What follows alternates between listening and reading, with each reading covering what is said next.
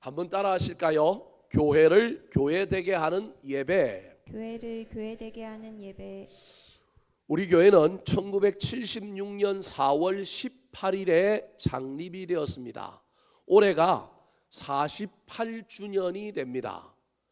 내일 모레 오는 목요일이 우리 교회의 생일날입니다. 4월 18일 날 우리 교회는 창립기념일을 두고 가장 가까이 있는 주일을 창립기념주일로 지킵니다. 그래서 다음 주일이 우리 교회의 창립기념주일입니다. 창립기념주일을 앞두고 어떻게 하면 더 아름다운 교회를 세워갈까라고 하는 생각 속에 이번 주와 다음 주에 거쳐서 시리즈로 교회에 대한 설교를 하려고 합니다. 교회의 정의가 무엇일까요?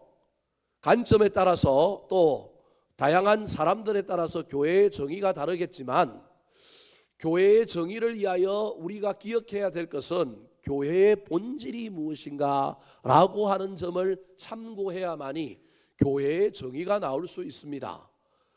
교회의 본질, 즉 교회라고 하는 곳에는 어떤 기능들이 살아 있어야 할까요? 종교개혁자들로부터 대체적으로 교회는 5가지 본질이 있어야 한다, 5가지 기능이 유지되어야 한다고 이야기합니다. 첫 번째가 무엇이냐 하면 예배가 본질이라는 거예요. 교회가 교회 되려면 진짜 교회는 예배가 살아 있어야 된다. 히브리 말로는 네이트로기아라고 이야기합니다. 두 번째로는 교회에는 어떤 기능, 어떤 본질이 있어야 되느냐 하면 전도하고 선교해야 한다. 히브리 말로는 케리그마 그렇게 얘기합니다. 세 번째로는 예배도 드리고 전도도 하고 선교도 해야 되지만 다음 세대를 양육하고 교회 안에 있는 교인들의 신앙을 양육하는 무엇도 있어야 되느냐 하면 교육이 있어야 된다. 그래서 교회는 성경 공부라든지 다양한 교육 시스템이 있는 겁니다. 저 교육을 디다케라고 이야기합니다. 또 다른 하나는 우리가 다 천국 가서 영생 가운데 살아갈 거기 때문에 이 땅에서 우리 그리스도인들은 세상 사람들과 달리 모여서 서로 친교해야 한다. 형제 자매라고 부를 뿐만 아니라 친밀하게 교제하는 훈련을 하고 가야 되기 때문에 교회 안에는 친밀한 교제도 있어야 된다. 저걸 히브리 말로는 코이노니아 그렇게 이야기합니다. 예배하고 전도하고 선교하고 교육하고 친교하는 일만 있으면 안 되고 교회 내부뿐만 아니라 외부적으로 받은 은혜와 사랑을 가지고 또 섬기고 봉사해야 된다. 그것이 교회의 사명이요 교회의 본질이다. 히브리 말로는 디아코니아 그렇게 이야기합니다. 교회의 5대 본질이라고 하는 저것을 잘 기억하셨으면 좋겠습니다. 저게 진리요 교회에 대한 명확한 정답이라고 말할 수는 없지만 저 5대 본질을 목사인 저뿐만 아니라 여러분도 늘 염두에 두고 편차는 있을 수도 있겠지만 우리 교회에는 저런 본질이 살아있는가, 저런 기능들이 그래도 우리 교회 안에 숨쉬고 있는가 늘 살펴보아서 우리 교회가 예배로부터 멀어져 가고 있는 교회는 아닌가, 전도와 선교는 사라져버린 건 아닌가 늘 살펴보시고 우리 교회 안에 차이는 있을 수 있겠지만 저 기능들이 저 본질들이 살아있도록 애를 쓰고 기도하고 또 보탬이 되는 저와 여러분이 되었으면 좋겠습니다. 교회의 5대 본질을 이야기할 때 제일 먼저 나오는 것이 예배입니다. 이것은 교회를 교회되게 하는데 가장 중요한 것이 예배라고 하는 것을 우리에게 알려주고 있는 것입니다. 예배 없는 전도, 예배 없는 교육, 예배 없는 친교와 봉사는 우리 자신에게 아무런 유익을 주지 못할 뿐만 아니라 교회를 무너뜨리기도 하고요. 그 하고 있는 모든 활동들이 하나님과 상관없는 것이 될 수도 있습니다. 예배 없이 봉사하면 그건 좋은 일일 뿐이지 하나님의 관점에서 보면 하나님의 사역 봉사가 아닐 수도 있습니다. 전도는 열심히 하는데 예배가 없으면 큰일 납니다. 교제가 강력한 교회인데 예배가 무너져 버리면 그 교제는 필연적으로 사람들 사이의 문제로 발전하여 나누고 헐뜯고 싸우고 분명히 문제를 일으킬 교제가 될 수밖에 없습니다. 그래서 종교개혁자들은 우리 인간은 예배를 드리기에 존재한다라고 인간을 정의할 정도로 우리 그리스도인들의 삶에 있어서 예배는 잃어버리면 안 되고 예배 없는 것은 생각할 수도 없는 것이라고 할 수 있습니다. 예배는 인류의 발명품이 아니라 우리 하나님의 요청입니다.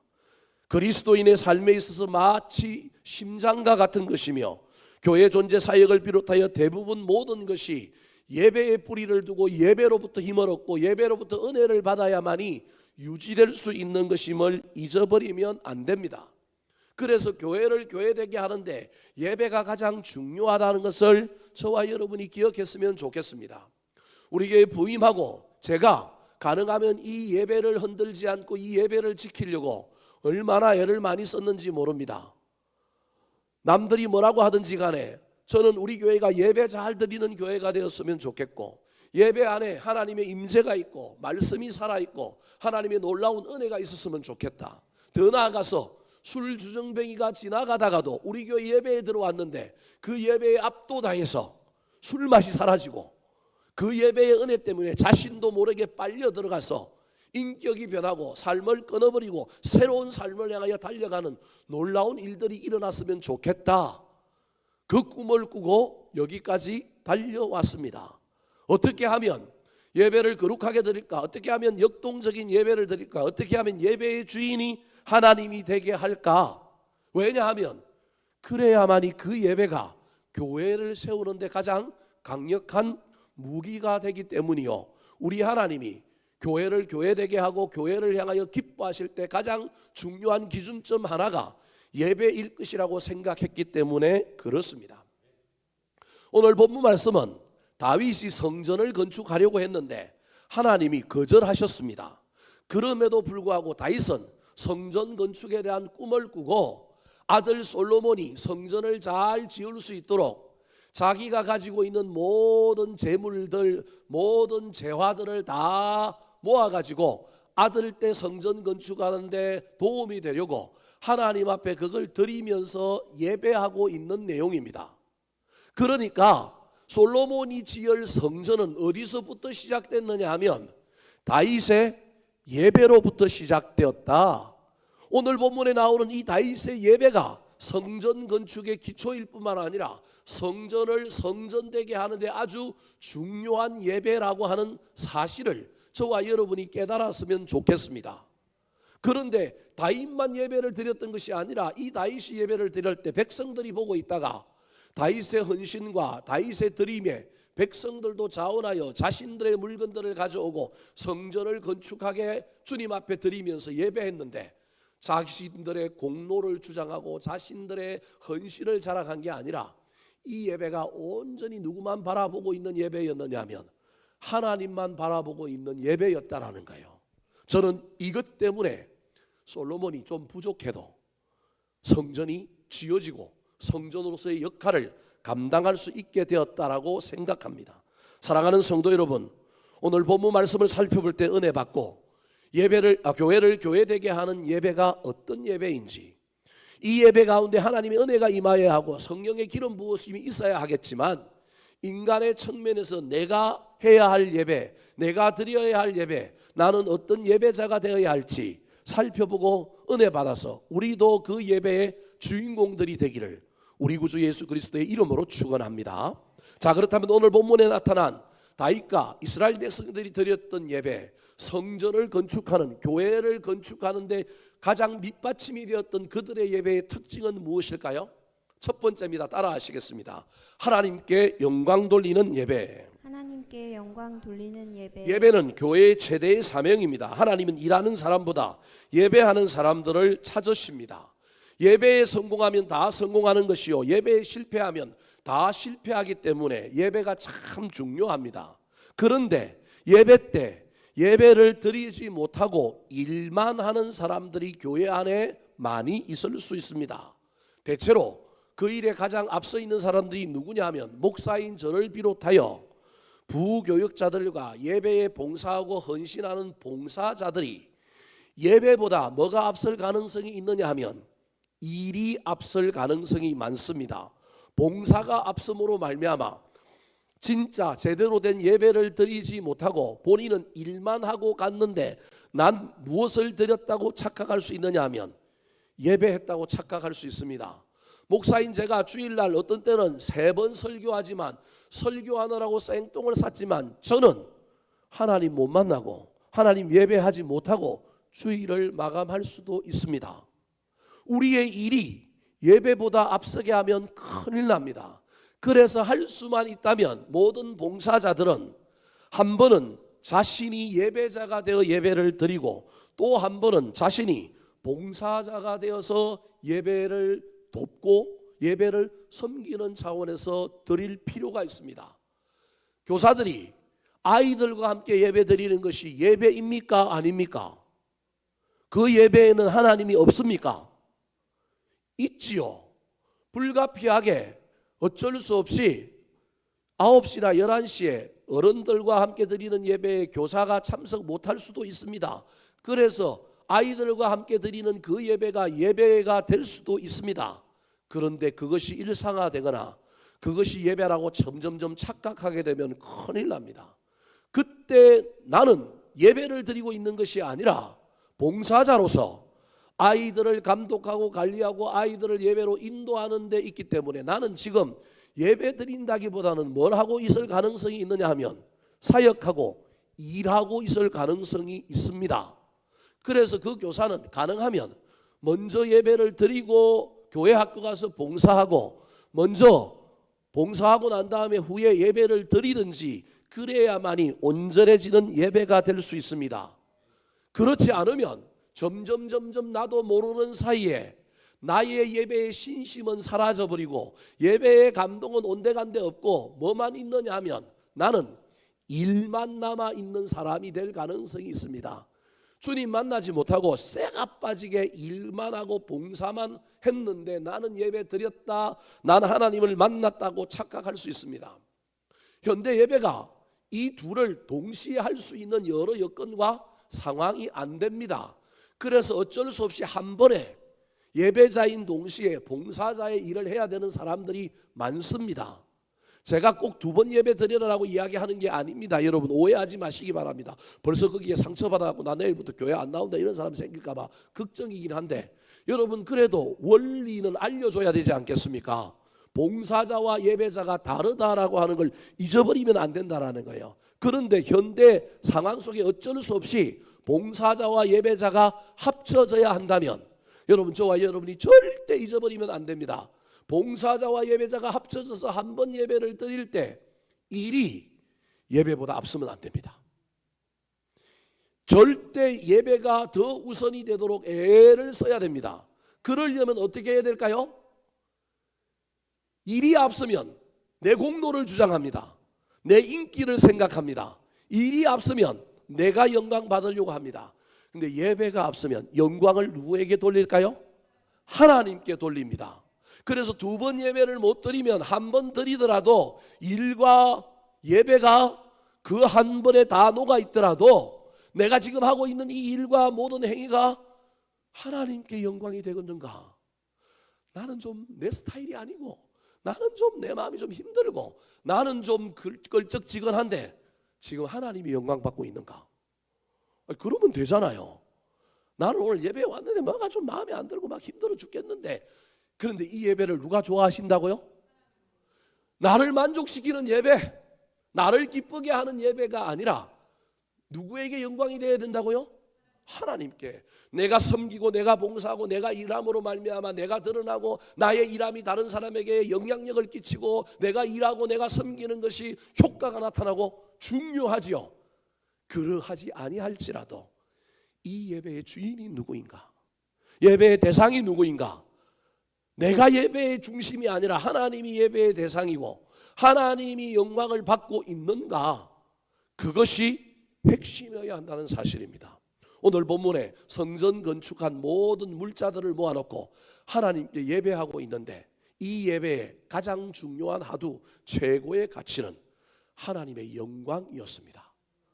자, 10절 말씀 같이 한번 읽어볼까요? 시작. 다윗이 온 회중 앞에서 여호와를 송축하여 이르되 우리 조상 이스라엘의 하나님 여호와여 주는 영원부터 영원까지 송축을 받으시옵소서.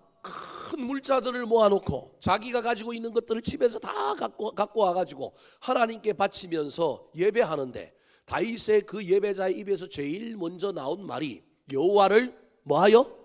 송축하여 이르되, 하나님, 내가 이런 멋진 물건들을, 이런 귀한 것들을 내어놓았습니다. 참 잘했죠. 이게 아니라는 거예요. 아들 솔로몬을 향하여, 야, 내가 이렇게 헌신했으니 너 성전 잘 지어야 돼. 내 공로 잊어버리면 안 돼.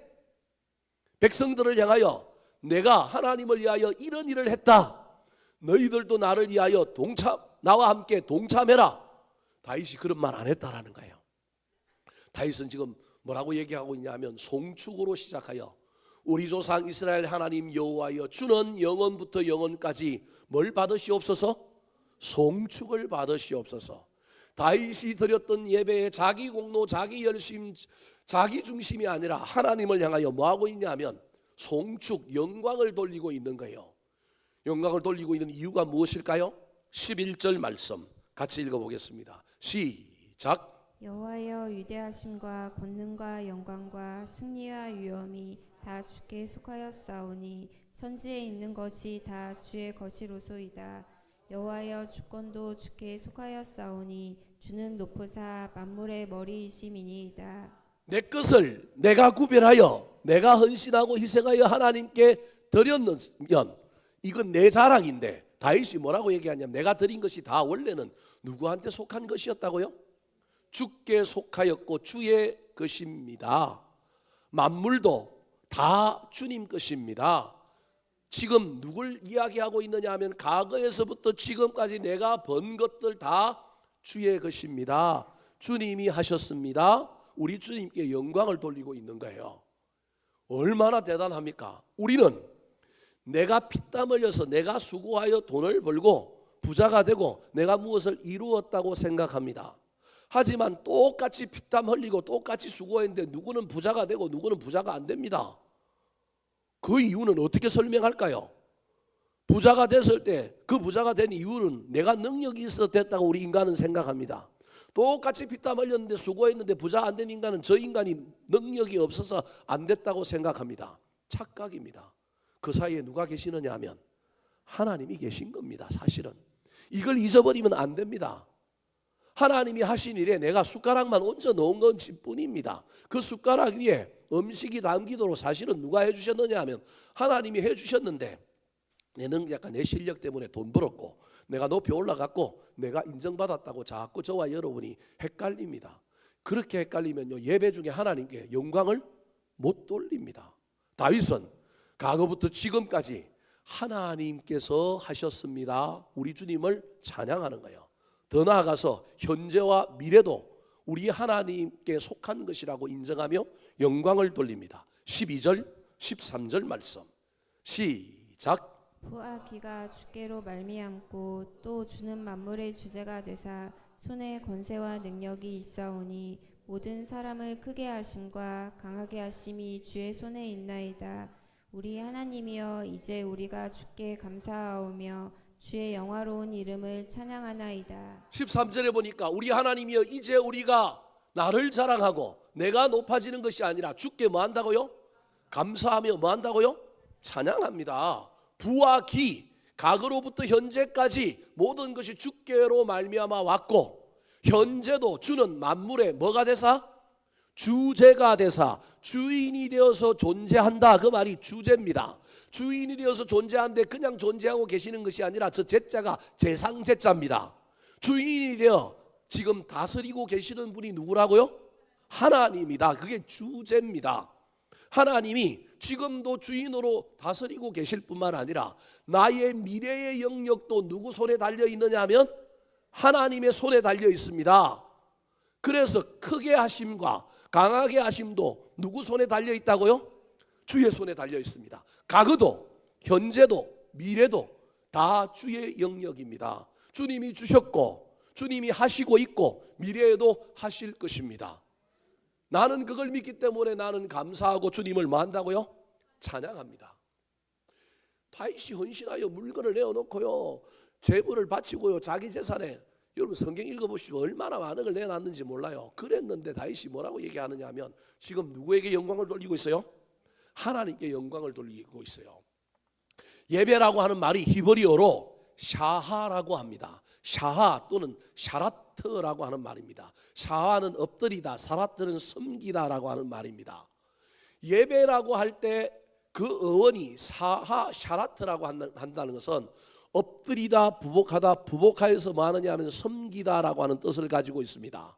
저기에는 순종과 복종이라고 하는 의미가 겉으로 드러나 있지만 그 밑바닥에는 무엇이 깔려 있는 단어냐 하면 예배는 순종하여 섬길 뿐만 아니라 내가 순종하여 섬기는 그 사람이 나의 섬김과 순종을 받을 만한 가치가 있는 분이다. 이걸 영어로는 was. 그래서 예배가 영어 이름으로 뭐냐면 worship이라는 겁니다. 하나님은 나의 예배를 받을 만한 가치가 있는 분이다. 그래서 내가 지금 엎드려서 뭐 하고 있느냐 하면 복종한다. 그런 말입니다. 주인에게 종이 복종할 때 그냥 억압 때문에 어쩔 수 없이 복종하는 사람도 있지만 주인의 권위를 인정하여 그분 앞에 온전히 순종하고 있는 이 종의 모습을 통하여 우리 주인은 나의 이 엎드림을, 나의 경배를, 나의 섬김을 받을 만한 가치가 있는 영광스러운 분이다. 그래서 예배는 여러분 순종이요, 그 예배는 반드시 하나님에 대한 무엇을 전제로 하고 있느냐 하면 영광을 전제로 하고 있습니다. 사도행전 12장에 보면 헤롯이라고 하는 사람이 나옵니다. 이집트의 왕 이름이 바로라고 하는 것처럼 헤롯도 여러분 여러 명의 헤롯이 있습니다. 그 유명한 헤롯 중에 하나가 대헤롯이라고 하는 사람은 예수님이 태어났을 때 2살 이하의 사내 아이를 베들레헴 인근에서 다 죽였던 헤롯이 대헤롯입니다. 이 대헤롯의 아들이 아켈라오라고 하는 사람인데 이 사람이 또 헤롯이에요. 그런데 이 대헤롯의 손자가 또 한 사람이 있는데 그게 사도행전 12장에 나오는 헤롯 아그리파 1세라고 하는 헤롯이에요. 갈릴리 지역, 예수님이 탄생했던 갈릴리 지역을 자기 할아버지, 자기 아버지 때로부터 대를 이어서 다스리고 있던 분봉왕, 한 지역을 다스리던 왕이 누구였냐면 헤롯 아그리파 1세였습니다. 이 사람이 무력으로 그 지역을 아주 잘 통치했는데요. 사도 야고보를 죽이고 기독교를 박해하는데 앞장섰던 사람이 바로 이 헤롯 아그리파 1세예요. 이 사람이 무슨 이유였는지는 모르겠지만 두로와 시돈이라고 하는 도시를 아주 미워했습니다. 두로와 시돈은 지금의 레바논이라고 하는 나라에 속해 있는 해안 지역에 있는 무역 항구인데 아마도 무역을 통하여 중개 무역을 통하여 이 두 도시가 너무너무 잘 사니까 자기 희하에 들어오지 않고 자꾸 뻐기고 자랑하고 말을 안 들었던 모양입니다. 그러니까 이 헤롯이 이 두로와 시돈을 싫어해서 무슨 조치를 내렸느냐 하면 두로와 시돈이 무역함으로 돈은 많이 벌었지만 자체적으로 곡식이 나지 않는 도시였습니다. 곡물을 뭐 해야 되느냐 하면 수입을 해야 되는데 그 곡물은 어디서 수입해야 되느냐 하면 바로 갈릴리 지역에 있는 먹기또 평야 이스라엘 평지라고 하는 곳에서 나는 그들을 가지고 가야만이 먹고 살 수 있는, 도시는 부자인데 부존 자원이 없어서 곡물은 수입해 가야 되는데 이 헤롯이 이 시돈과 두로를 싫어하여 곡물 수출 금지령을 내려버렸습니다. 그랬더니 두로와 시돈이 양식이 부족했고 살기가 힘든 거예요. 어쩔 수 없이 머리를 숙이고 누구에게 찾아왔느냐 하면 이 헤롯 아그리빠에게 사절단을 보내고 엄청난 보물을 들고 찾아왔습니다. 다급해진 이 사절들이 성 안에 들어가지도 못하고 이 헤롯 성 앞에서 모두 무릎을 꿇고 엎드려서 절을 하면서 왕을 부르기 시작했습니다. 이때 헤롯이 못 이기는 척 성 앞에 있는 테라스에 딱 나가서 엎드리고 있는 시돈 사람들을 씩 웃으면서 맞이합니다. 그러면 그렇지, 지들이 돈 좀 번다고 내 말을 안 들어? 못 이기는 척 그들 앞에 나타났습니다. 은으로 장식한 왕관을 쓰고 왕복에는 비늘을 붙여가지고 막 발코니에 섰을 때 햇볕에 그 비늘이 반짝반짝 반사됩니다. 위험 있게 섰습니다. 그리고 그 두로와 시돈 사람들을 향하여 이렇게 얘기합니다. 너희들의 옛일을 생각하면 썸물이 올라오고 내가 자다가도 벌떡벌떡 일어날 정도로 화가 치미는데 오늘 니들이 찾아와서 이렇게 머리를 숙이고 나한테 경배하니 내가 이제부터 너희들에게 뭘 베풀 거라고요?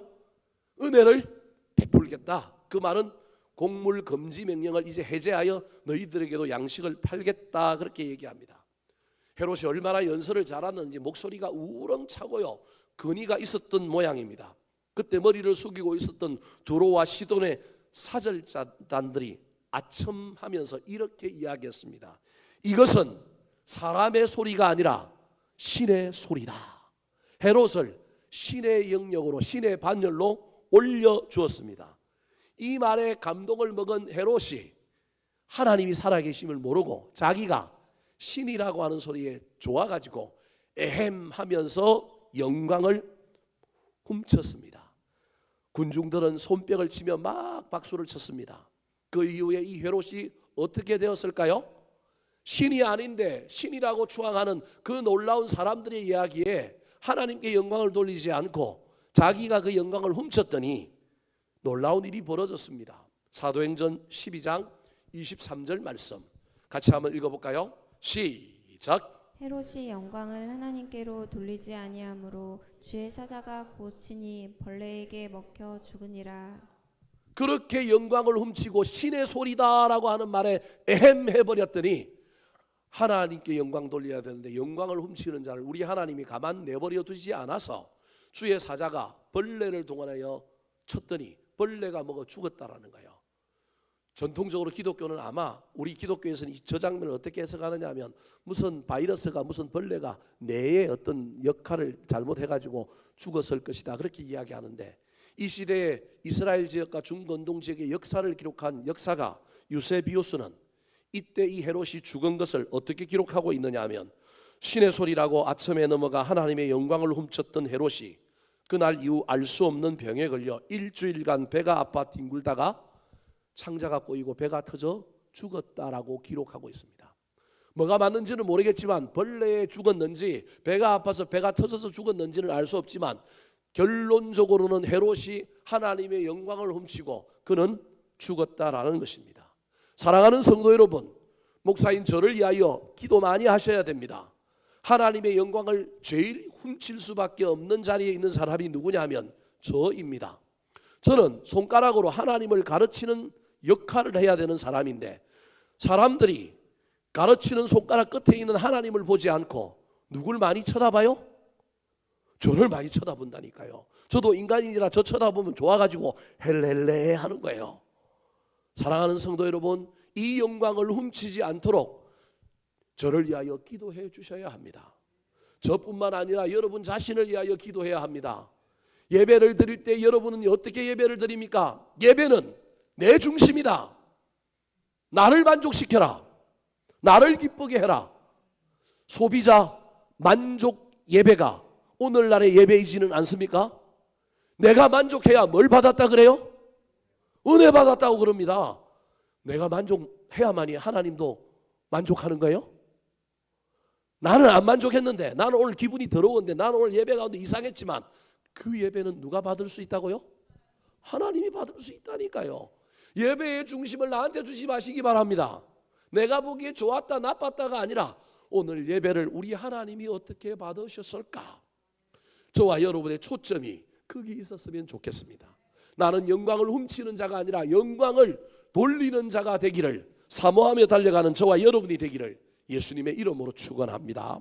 두 번째, 솔로몬의 성전을 건축하기 전에 그 건축의 기초가 되는 예배를 드렸던 다윗의 예배의 특징은 무엇일까요? 따라 하시겠습니다.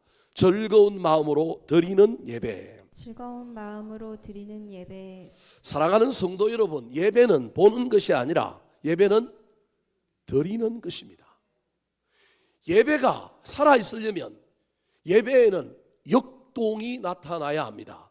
예배의 역동의 원리라고 하는 말이 있습니다. 화면 보여주실까요?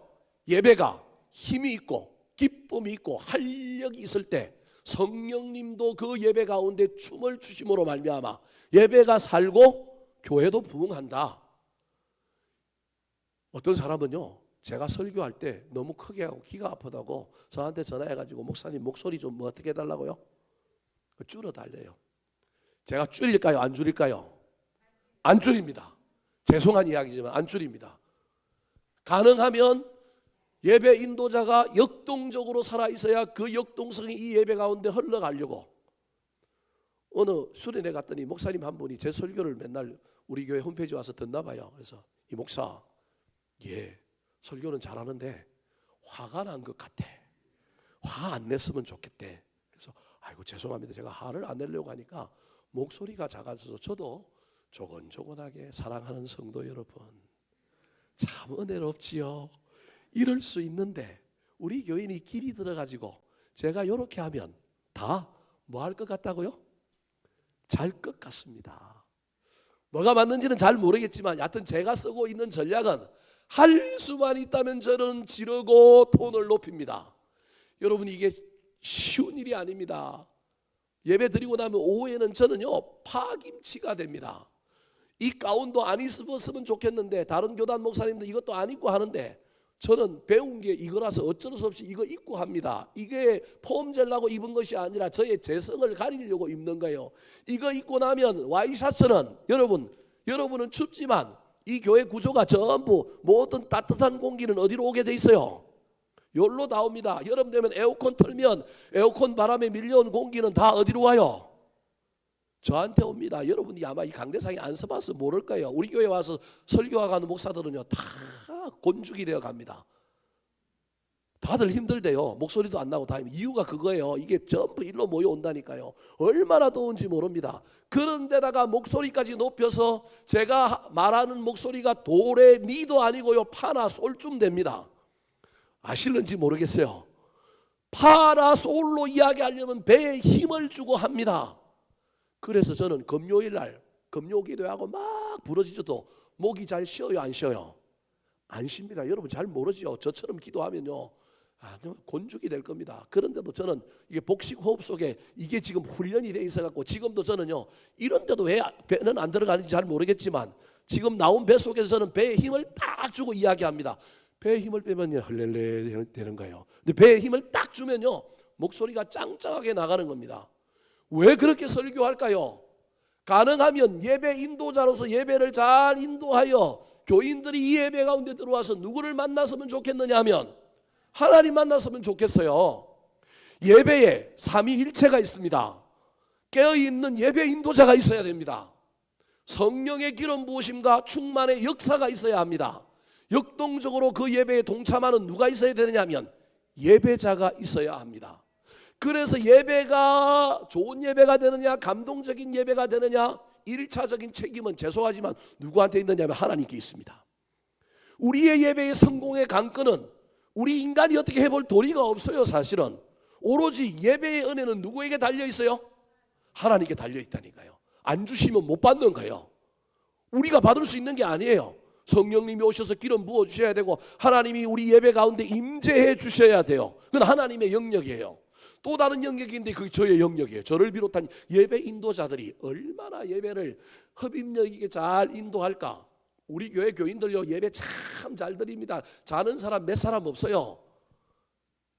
한두 사람밖에 없어요. 눈 내리깔고 너는 한번 부러지져 봐라. 나는 그냥 나를 오늘 한번 만족시켜봐. 이러는 사람 별로 없어요. 다른 교회 가서 예배 드리다 우리 교회에서 예배 드리다 다른 교회에서 설교하면요 아이고 때로는요 숨이 탁 막혀올 때가 얼마나 많은지 모릅니다.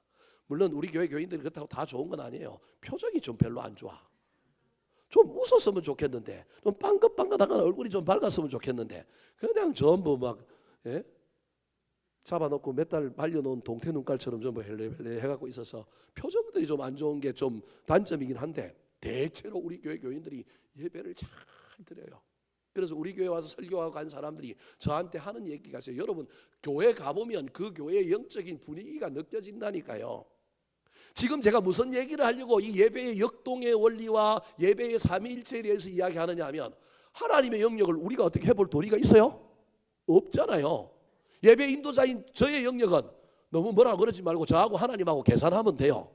저는 어찌됐든 예배를 잘 인도해 보려고 온갖 머리를 싸고 고민하고 해보려고 그래요.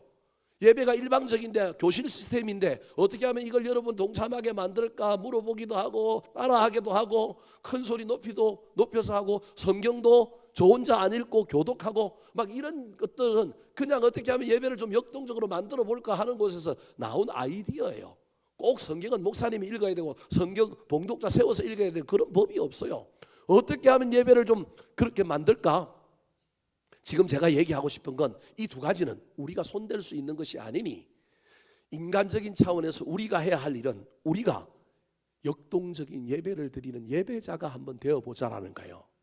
그러면 예배자의 영역에서 우리가 해야 될 일 중에 가장 중요한 건 모든 예배에서 가장 중요한 것이 하나님께 영광을 돌리는 거라고 한다면 예배자의 영역에서 가장 중요한 것은 몸만 여기 와 있지 말고 무엇이 여기 와 있어야 된다고요? 마음이 있어야 된다니까요.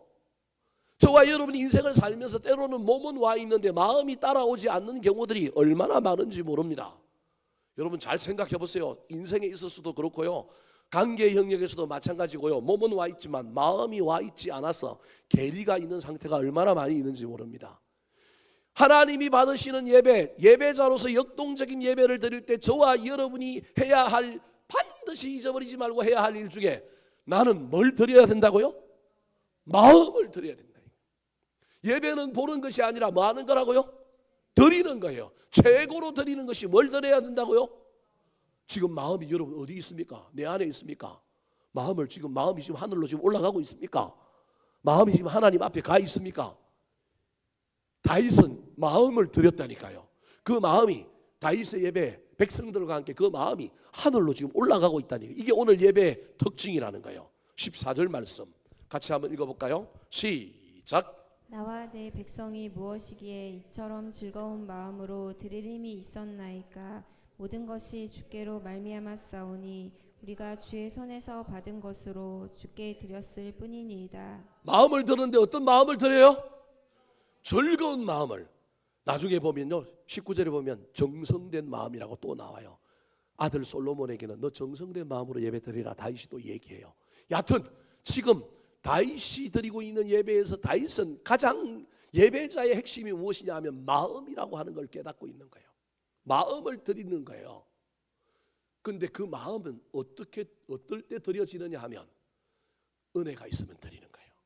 14절 마지막에 14절 아까 마지막에 보니까 우리가 주의 손에서 받은 것으로 주께 뭐 했다고요? 드렸을 뿐이라는 거예요. 은혜에 대한 감사함이 있을 때 뭐가 드려지느냐 하면 마음이 드려지는 거예요. 17절 같이 한번 읽어볼까요? 시작. 나의 하나님이여 주께서 마음을 감찰하시고 정직을 기뻐하시는 줄을 내가 아나이다. 내가 정직한 마음으로 이 모든 것을 즐거이 드렸사오며 이제 내가 또 여기 있는 주의 백성이 주께 지원하여 드리는 것을 보오니 심히 기쁘도소이다. 오늘 본문에 마음이 세 가지 마음이 나와요. 아까 즐거운 마음 나왔죠. 17절에 무슨 마음이 나왔는지 아십니까? 정직한 마음이 나왔어요. 19절에 보면 정성된 마음이 나와요. 이게 예배자가 가져야 될 세 가지 마음이에요.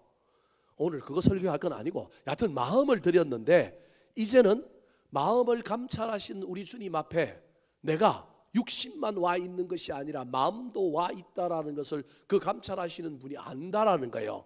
그래서 내가 정직한 마음으로 이 모든 것을 어떻게 드린다고요? 즐거이 드렸다. 나는 몸 따로 마음 따로가 아니라 몸도 마음도 여기 있다라는 거예요. 저 말 속에는 어떤 의미가 있느냐 하면 여러분 물질이 있는 곳에 우리의 마음이 있어요. 내가 은행에 저금을 해놨는데 은행이 파산한다 그러면 걱정이 되잖아요.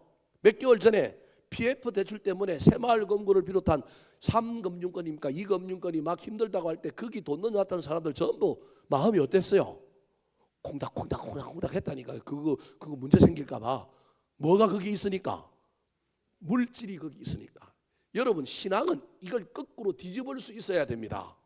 물질이 있는 곳에 마음도 있지만 신앙은 마음이 있는 곳에 몸도 와 있고 물질도 와 있는 거예요. 제가 지금 헌금 얘기하려고 하는 게 아니에요. 진짜 마음이 있는 곳에 뭐가 있느냐 하면 물질이 온 거예요. 그게 지금 정직한 마음으로 내가 즐거이 드렸다라고 하는 이 이야기 속에 내가 마음을 하나님께 드렸는데 마음만 드린 것이 아니라 내 마음속에 뭐가 따라왔느냐 하면 주님이 주신 것에 내가 감사하여 내가 성전 건축하는데 내 물질을 내어놓았는데 이 물질 또한 누구로부터 왔느냐 하면 하나님께로부터 왔습니다.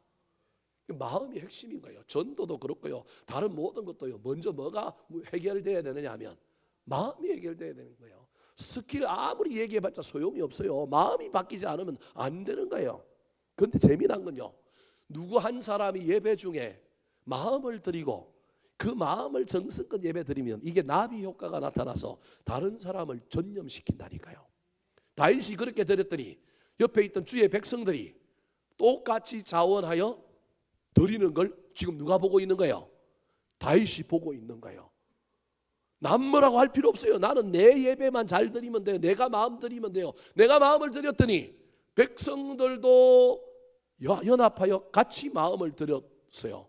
나도 기쁘고 드린 백성도 기쁘고 위에 계신 누구도 기뻐요? 하나님도 기쁜 거예요. 이게 기가 막힌 예배예요. 예배는 그런 곳이어야 된다니까요. 어떤 예배 가운데 들어가는데 나도 모르는 사이에 빨려 들어간다니까요. 왜 빨려 들어갈까요? 거기에 성령 충만한 사람이 있기 때문에 그래요. 거기에 예배에 진심인 사람이 있기 때문에 그래요. 그래서 우리 예배가 종합적으로 정말 마음을 드리고 성령 충만하고 예배의 기름 부으심이 있다면, 제가 아까 이야기했잖아요. 술 취한 사람도 들어와고 변환된다니까요. 그러므로 남 신경 쓰지 말고 저와 여러분이 할 수만 있다면 마음을 드렸으면 좋겠습니다. 특별히 자원함으로 기쁜 마음으로 예배했으면 좋겠습니다. 초대교회는 매 주일날 예배를 드릴 때 기쁨으로 감격으로 드렸어요. 왜요? 부활절이기 때문에. 예수님이 부활한 날이 주의 날로 그날에 초대교회 교인들이 모여서 예배 드렸기 때문에 오늘날 주일이 초대교회 교인들에게는 무슨 날이냐면 부활절인 거예요. 그래서 1년에 52주 부활절을 맨날 경험하면서 그 부활의 기쁨과 감격을 가지고 예배를 드린 거예요. 우리는요, 거룩한 예배라고 하면 어떤 예배를 거룩한 예배라고 얘기하느냐 하면 조용히 근엄하게 떠들지 않고 그냥 예배 드리는 걸 홀리, 거룩한 예배라고 이야기합니다. 근데 초대교회의 예배는 여러분 조용하게 드리는 예배가 거룩한 예배가 아니고, 거룩한 예배는 뭐가 있느냐 하면 감격이 있는 예배입니다. 감동과 감격이 살아있는 예배입니다. 사랑하는 성도 여러분, 우리 예배의 영광, 하늘 위로는 영광, 그 영광으로 말미암아 내려오는 놀라운 은혜 때문에 나는 감격이 있었으면 좋겠습니다. 감동이 있어서 내가 기뻐하고 즐거운 마음을 우리 하나님께 드리는 놀라운 역사가 일어나게 되기를 우리 구주 예수 그리스도의 이름으로 축원합니다. 마지막으로 솔로몬의 성전을 건축하기 위하여 모든 준비를 하고 예배를 드렸던 그 예배가 성전 건축의 기초가 되었는데, 교회를 교회되게 하는 다윗의 예배의 특징, 마지막 특징은 무엇일까요? 따라 하시겠습니다. 탕자를 돌아오게 하는 예배예요. 탕자를 돌아오게 하는 예배. 성경에 하나님 아버지의 마음을 가장 잘 나타내어주는 비유가 누가복음 15장에 나오는 탕자의 비유입니다. 이 비유를 모르는 사람은 아무도 없을 것입니다. 하지만 그것을 알면서도 하나님의 마음을 기쁘시게 해드리려고 노력하는 사람은 그렇게 많지 않습니다. 탕자의 이야기를 예배로 바꾸어 보시기 바랍니다. 탕자의 이야기를 예배로 바꾸면 아버지는 어떤 예배를 드리기를 원하셨느냐 하면, 집 나간 아들이 돌아와서 자기 집에서 함께 뭐 하기를 원했느냐 하면 예배 드리기를 원했던 거예요. 집에서 큰아들 자기 아버지랑 예배 드렸는데 그 예배는 아버지의 만족이 없는 예배, 아버지를 기쁘시게 못하는 예배예요. 그러니까 여러분, 예배라고 하는 것에는 반드시 뭐가 있어야 되느냐 하면 죄인이 구원받는, 나 같은 사람이 돌아오는 예배가 있어야 되는 거예요. 좀 더 직설적으로 얘기하면 우리 교회에 새 가족이 등록하고 믿지 않는 자들이 예배에 들어올 때 그 예배를 우리 하나님이 가장 기뻐 받으실 가능성이 있는 거예요. 좀 더 역설적으로 비극적으로 설명하면 쇠가 빠지기 우리들끼리 주구장창 예수 믿는 사람들끼리 모여서 예배 드리는 그 예배, 우리 하나님 받기는 하는데 크게 감동이 없을 가능성이 많아요. 그 예배가 큰아들의 예배예요. 탕자가 돌아오는 예배를 우리 주님이 원하신다니까요. 기분 나쁘죠? 난 열심히 예배 드리는데. 우리 예배가 나쁜 예배라는 얘기가 아닙니다. 우리 예배가 좋은 예배지만 하나님이 더 좋아하는 예배는 어떤 예배냐면, 날마다 예배 가운데 누가 돌아왔으면 좋겠다고요? 탕자가 좀 돌아왔으면 좋겠는 거예요. 우리 하나님은 예배가 최고의 교회의 본질이지만 그 다음에 있는 것이 전도도 있는데, 예배와 전도가 따로 떨어져 있는 것이 아니라 합쳐져서 전도되어 영혼들이 와서 우리 교회에서 예배를 드렸으면 좋겠다는 말입니다. 제가 지금 무슨 얘기 하려고 하는지 알겠죠? 올해 우리 교회가 총동원 전도주의라고 하면 전도해 보려고 하는 거예요. 근데 이거 뭐 억지로 한다고 될 일도 아니고 하나님이 우리 가운데 마음의 은혜를 주셔야 하지 않겠습니까?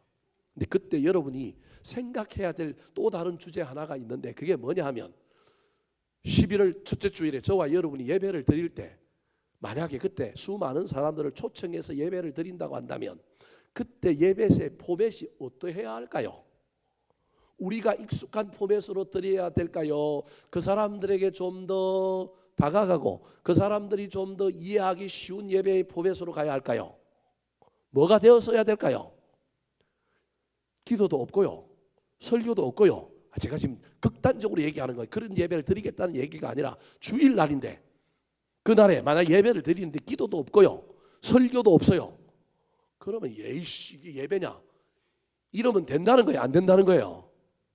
그날만큼은 어떤 특수한 때만큼은 하나님의 기쁘심이 뭐냐 하면 당자가 돌아와서 함께 예배하는 것이 목적이라고 한다면 그 당자에게 맞는 예배도 드릴 수 있어야 하지 않겠습니까? 누군가를 새로 전도해서 왔는데 저와 여러분이 쏘는 용어가 얼마나 이게 다른 사람이 이해하지 못하는 언어들로 예배를 구성하고 신앙생활하는 사람들은 우리끼리는 다 이해하는 용어인데 생판 처음 온 사람들은 저 뭔 얘기지? 저 뭐 하는 얘기지? 만약에 주일날 누가 우리 교회 왔는데 금요 기도회 하는 것처럼 만약에 막 방언으로 이야기하고 막 뛰고 속고 막 얘기하면 그 사람이 우리 교회 처음 왔다가 딱 보고 야 이거 신령한 데네, 이거 거룩한 데네, 뭐가 있는 데네 이렇게 반응할까요? 아니면 야 이거 미쳐 돌아가네, 이상한데 나 이런 데 와도 될까? 이렇게 반응할까요? 저와 여러분이 예배라고 하는 것을 잘 생각해 봐야 한다는 거예요. 나의 가치, 나의 생각을 때로는 내려놓고 하나님의 입장에서 하나님이 기뻐하시는 예배가 어떤 예배인가에 대한 고민을 해야 된다는 거예요.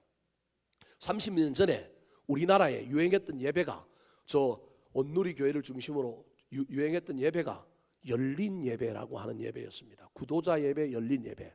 그거 싹 사라졌습니다. 지금 없어졌습니다. 그때 열린 예배, 구도자 예배가 어디서부터 왔느냐 하면 미국에서부터 왔습니다. 윌로 크릭 교회, 세들백 교회, 리디머 교회, 넥스트 교회 뭐 이런 미국에서 그런 교회들이 하도 있는 예배를 미국 교회를 탐방하고 왔던 우리 앞서가는 목사님들이 야 저게 미국 상황에서 먹히는 예배네, 우리도 저거 하면 전도 되겠네, 저거 하면 좋아지겠네 해서 왔습니다. 모르는 게 하나 있었어요. 뭘 몰랐느냐 하면 미국과 우리나라의 시대 차이가 미국이 우리보다 한 3, 40년 뭐하고 있다는 걸 몰랐느냐 하면 앞서가고 있다는 걸 몰랐어요. 제가 보기엔 열린 예배, 구도자 예배 인제 우리 교회, 우리나라가 해야 될 예배예요. 근데 그때 30년 전에 한 거예요. 미국의 열린 예배, 구도자 예배는 왜 만들어졌느냐 하면 베이브 부머라고 하는 즉 전쟁 이후에 태어난, 우리로 보면 1950년대 이후에 태어난, 그때는 미국은 1930년대 이후에 태어난 세계 1, 2차 대전 이후에 태어난 애들이 아버지의 믿음 안에서 자랐는데 미국 사회가 다원화되고 여러분 포스트 모더니즘이 들어오고 이러면서 아버지 때의 신앙을 가지고 보수적이고 고답적인 신앙을 가지고 어린 시절에 자랐는데 지금 우리나라와 같이 청소년기를 지나고 청년기를 지나면서 전부 다 신앙을 떠나서 어디로 가버렸어요? 세상으로 갔다니까요. 지금 우리나라가 지금 그러잖아요. 목사 아들, 장로 아들, 누구 아들 상관없이 주일학교 잘 다니다가 청소년기 지나고 청년기 지나니까 세상으로 가버렸잖아요. 근데 이 친구들이 1930년, 40년 어간에 태어났던 애들이요, 여러분 30대 후반, 40대 초반이 된 거예요. 그게 1980년도의 이야기예요. 이들이 세상 나가서 신앙은 버리고 살아가는데 그래도 DNA는 무슨 DNA가 있어요? 믿음의 DNA가 있는데 자기 아버지들 예배드리고 자기 엄마들 예배드리는 그 교회는 가기가 싫어. 너무 고리타분해. 너무 고답적이야. 소통이 없어. 일방적인 예배예요. 나 그런 예배는 안 드리고 싶은데 신앙에 대한 욕구와 갈망이 있는 거예요.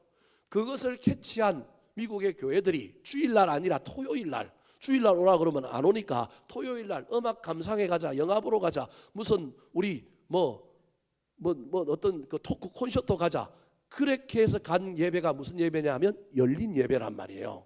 그 예배 갔더니 사회자도 없어. 꼭 뭐 보는 것 같으냐면 공연 보는 것 같아요. 근데 그 공연 안에 누가 나와서 토크하는데 알고 보니 그게 뭐예요? 설교인 거예요. 누가 하나 시를 읽는데 그 시가 나중에 알고 보니까 뭐예요? 기도인 거예요.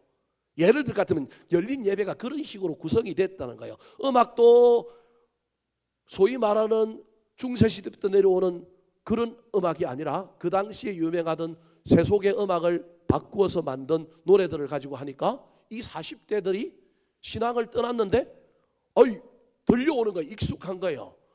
그래서 그들이 그 예배에 참석하고 그러다 보니까 신앙을 회복하고 기존 교회는 못 가지만 이런 예배는 나갈 수 있다. 그게 미국에서 성공한 예배가 구도자 예배, 열린 예배인 거예요. 근데 그걸 우리가 너무 일찍 동원해버려 갖고 우리는 그 예배에 누가 전부 참석했느냐 하면 집 나간 사람들이 참석한 게 아니고 기존 교인들이 다 참석했던 거예요. 그래서 그 열린 예배 이후에 전도되거나 그 열린 예배로 말미암아 새로 사람들이 돌아온 예가 없어요. 그리고 30년이 지나고 난 다음에 그 예배는 지금 한국 교회에서 어떻게 돼버렸어요? 사라져버렸거나 기존 교회 안으로 기존 교회 예배로 다 흡수 통합돼 버렸어요. 저는 이제 안 나가 교인들, 갓나한 교인들, 교회를 가기 싫은데 이들을 향하여 새로운 예배의 포맷이 만들어지고 열린 예배와 같은 새로운 시도가 일어나서 40대를 지나면서 세상에 경쟁하는 가운데 치열하게 살아가는데 영혼은 갈급하고 그래서 뭔가 신앙에 대한 갈망은 있는데 옛날 다녔던 교회에서 받은 상처 거기에 그 분위기에 돌아갈 수 없는 사람들을 위한 새로운 예배들이 한국 교회에 저는 나타나야 된다고 생각합니다. 우리 교회가 그런 예배 드리자 그 얘기가 아니고요. 그런 예배가 나타나야 된다니까요. 그리고 젊은 목사들을 통하여 그런 예배의 분위기들이 있습니다. 그런데 그 열린 예배에 왔던 사람들이요 나중에 정착하고 나면요 또 그들 중에 그 예배만 있지 않고 그들은 또 어디로 가느냐 하면 소위 말하는 홀리하고 거룩한 예전적인 중심의 교회로 또 어떻게 가느냐 하면 다 이동해서 가는 거예요. 그 이제 이머징 교회라고 하는 것이 미국에서 나타났는데 그게 좀 더 종교적인 교회로 그래서 두 부류의 사람들로 나누어지는 현상이 있는 거예요. 한국 교회도 그런 시대가 저는 와야 된다. 올 것이다라고 저는 믿습니다. 자, 우리 교회하고 상관없는 이야기인데 제가 이런 얘기를 하는 이유는 우리가 총동원 전도주의를 두고 똑같은 이 예배 포맷으로 그들을 맞이할 거냐? 정답은 없습니다. 저도 아직 대안을 만들어 놓고 있는 건 아니지만 그때 예배는 누구한테 방점이 찍혀 있느냐 하면 믿다가 낙심한 가족들, 교회 다니다가 사라져버렸던 잃어버린 양들, 그리고 예수를 잘 알지 못하는 사람들을 우리가 초대하여 예배를 드린다고 한다면 그때 예배는 다른 예배여야 되지 않겠습니까? 당자를 돌아오게 하는 예배여야 하지 않겠습니까?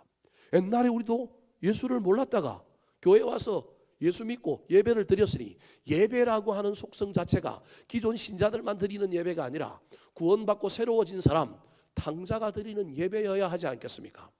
오늘 본문에 다윗이 솔로몬이 성전 만들고 난 다음에 그 성전 통하여 어떤 일이 벌어졌으면 좋겠느냐 하면 바벨론의 포로로 잡혀갔던 사람들도 그 포로기를 지나고 난 다음에 다시 마음을 새롭게 하여 이 성전에 돌아와서 뭐 했으면 좋겠다고요? 예배했으면 좋겠다. 다윗이 안목을 가지고 먼 훗날에 일어날 일들을 예언처럼 기도하고 있어요. 자, 18절 말씀 같이 한번 읽어볼까요? 시작. 우리 조상들 아브라함과 이삭과 이스라엘의 하나님 여호와여, 주께서 이것을 주의 백성의 심중에 영원히 두어 생각하게 하시고 그 마음을 준비하여 주께로 돌아오게 하시오며, 심중에 영원히 두어 믿음의 가문에서 자랐던 모태신앙이었지만 지금은 안 나가 있는 그 사람들 마음속에 그래도 하나님에 대한 마음이 영원히 심겨져 있어서 어느 순간에 그 마음을 준비하여 주께로 뭐하게 해달라고요? 돌아오게 해달라. 여러분, 우리 교회 안에 주께로 돌아오는 가족들이 있었으면 좋겠습니다. 안 믿는 가족들이 주께 돌아와서 우리 가정 전체가 주께로 인도되는 놀라운 역사가 일어났으면 좋겠습니다. 어떤 때는 그들에게 우리의 모든 기득권을 내려놓았으면 좋겠습니다. 내가 옛날 교회에서 경험했던 예배, 이 예배만이 정답이다. 나를 만족시키고 나한테 익숙한 예배만을 드려야 된다. 이렇게 고집하지 마시고 때로는 한 영혼에게 초점을 맞추어서 그들도 우리 교회 안에 들어와 함께 예배하는 놀라운 역사가 일어나게 해달라고 기도하시기 바랍니다. 그래서 가장 좋은 예배는요, 하나님께는 영광, 나는 은혜 때문에 받은 은혜 때문에 자원하여 마음을 드릴 뿐만 아니라 우리 예배 가운데 누가 와 있느냐 하면요, 안 믿는 자가 와 있는 거예요. 우리 예배 가운데 생자가 와 있는 거예요. 우리 예배 가운데 낙심했던 사람이 돌아와서 예배 드리는 그 예배, 최고의 예배라는 거예요. 다윗이 지금 하나님께는 영광, 우리는 자원하여 마음을 드릴 뿐만 아니라 누구도 와 있느냐 하면 집 나갔던 사람들이 돌아와서 함께 예배하고 있을 때 그때 얼마나 기쁘겠느냐. 당자의 이야기 속에 아들 돌아왔는데 아버지는 기뻐했는데 누가 안 기뻐해요? 큰아들이 안 기뻐한단 말이에요. 이게 저와 여러분이 될 가능성이 있다는 거예요. 왜 예배를 이렇게 드려? 왜 우리는 무시해? 그 예배가 아니라 그 돌아온 자들 때문에 기뻐하고 감사하고 그 돌아오는 자들을 자꾸 돌아오게 하려고 하는 마음을 가지고 있는 큰아들이 되는 저와 여러분이 되기를 우리 구주 예수 그리스도의 이름으로 축원합니다. 한번 따라 하실까요? 교회를 교회되게 하는 예배, 교회를 교회되게 하는 예배, 하나님께 영광 돌리는 예배, 하나님께 영광 돌리는 예배, 즐거운 마음을 드리는 예배, 즐거운 마음을 드리는 예배, 탕자를 돌아오게 하는 예배. 탕자를 돌아오게 하는 예배.